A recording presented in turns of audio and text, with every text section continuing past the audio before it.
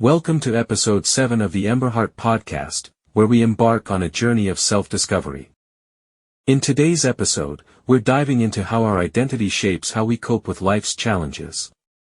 We'll explore Michael D. Berzonsky's theory on identity styles, informational, normative, and diffuse-avoidant, and uncover how each one influences the way we manage stress, handle adversity, and build resilience. Whether you're navigating personal obstacles or just looking to strengthen your coping game, we'll be sharing practical tips to guide you through the journey of self-discovery. Let's get started on unlocking the power of your identity. Journey of self-discovery: how identity styles shape your coping game. Dear Amelia Emberhart, I trust all is well today. We have talked before about ideas related to identity, like Marcia's identity status paradigm, and the growing disconnect between traditional milestones and the development of a meaningful identity. Well, those are quite deep topics, and I must ask you to focus once more. Today, we will continue these quite demanding psychological conversations, but trust they are worth the effort.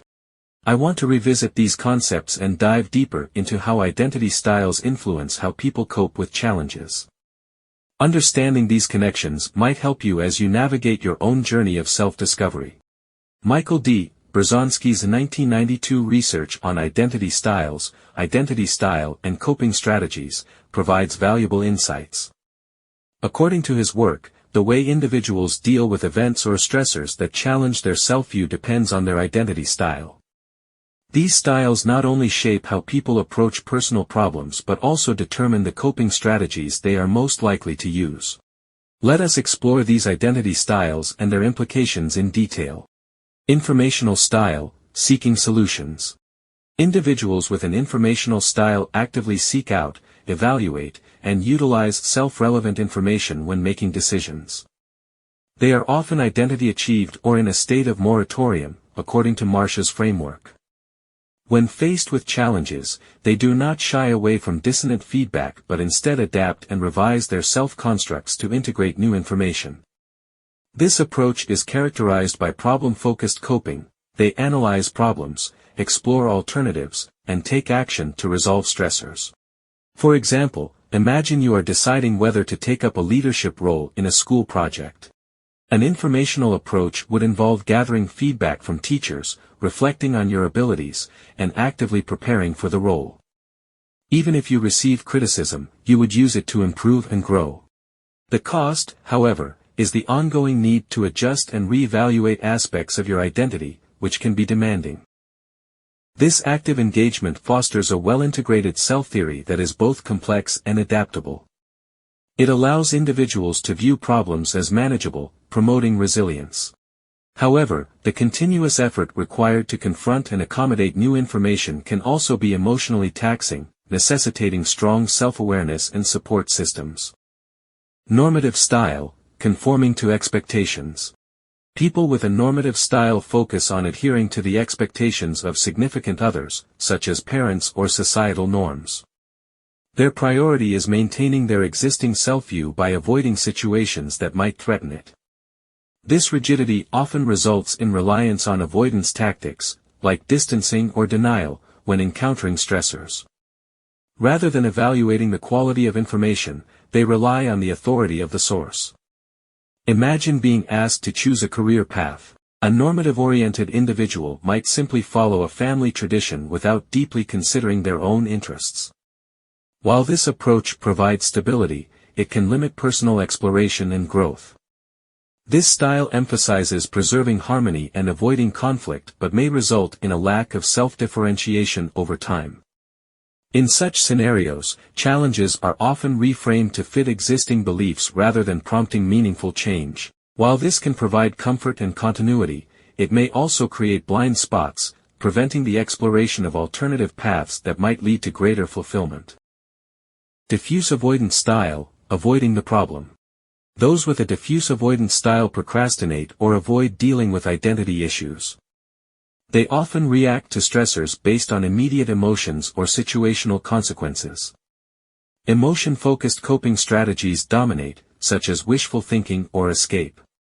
This approach can lead to a fragmented and loosely integrated self-view. For instance, if you struggled in a subject at school, a diffuse-avoidant response might involve avoiding the topic altogether and distracting yourself with unrelated activities. Wishful thinking, imagining that the problem will resolve itself or that a better situation will magically arise, might provide temporary comfort, but it does not lead to real solutions. Emotion-focused coping, while sometimes helpful for managing immediate feelings, does not address the root cause of problems. Diffuse-avoidant individuals often find themselves caught in cycles of avoidance and short-term relief, followed by persistent stress and unresolved issues. This style is associated with a lack of integration in the self-concept, making individuals more vulnerable to external pressures and less equipped to handle major life transitions. Coping strategies and well-being. Berzonsky's research highlights the strong connection between identity style and coping strategies. Informational styles, with their emphasis on problem-solving and seeking support, are associated with better psychological outcomes, such as higher self-esteem and lower anxiety. In contrast, normative and diffuse-avoidant styles often rely on avoidance or emotion-focused coping, which can exacerbate stress and reduce well-being. For example, when facing a major life decision, an informational approach would involve actively seeking advice, weighing options, and making a reasoned choice. On the other hand, a normative response might be to rely solely on a trusted authority's advice without exploring alternatives, while a diffuse-avoidant individual might delay the decision entirely, hoping the situation resolves itself. Practical applications for you. My dear Amelia, understanding your own tendencies can help you choose healthier ways to manage challenges. Here are a few practical suggestions. Practice self-reflection. Regularly take time to evaluate your goals, decisions, and the feedback you receive. Journaling or discussing these with someone you trust can help. Consider asking yourself, am I approaching this challenge with curiosity or avoidance? Embrace challenges.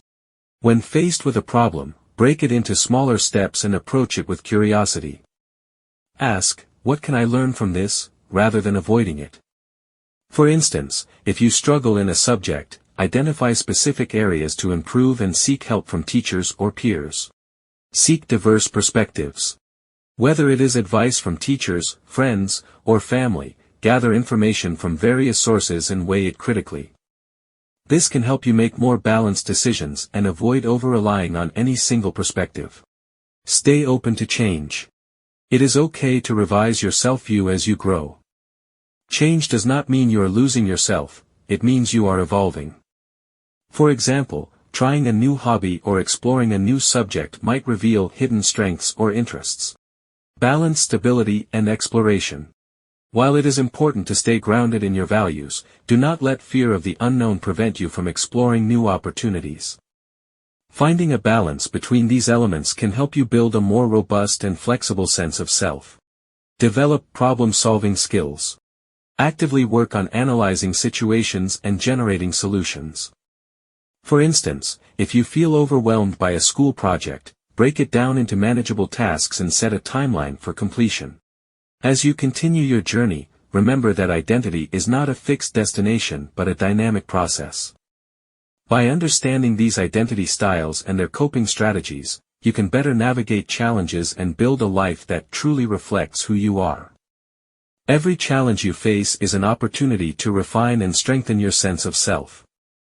Embrace this process with courage and curiosity. This is your moment. Take command and show us the path. Thank you for joining us on today's journey of self-discovery here on the Emberhart podcast. We hope the insights into identity styles and coping strategies have sparked new ways for you to navigate life's challenges and build resilience. If you found this episode valuable, please consider subscribing, leaving a review, and sharing it with others who might benefit. And don't forget to connect with us on social media. Join us on Facebook or Instagram at Emberhartco for more updates, inspiration, and practical tips to help you on your own path of growth. Until next time, keep exploring, stay resilient, and remember, your journey is just beginning.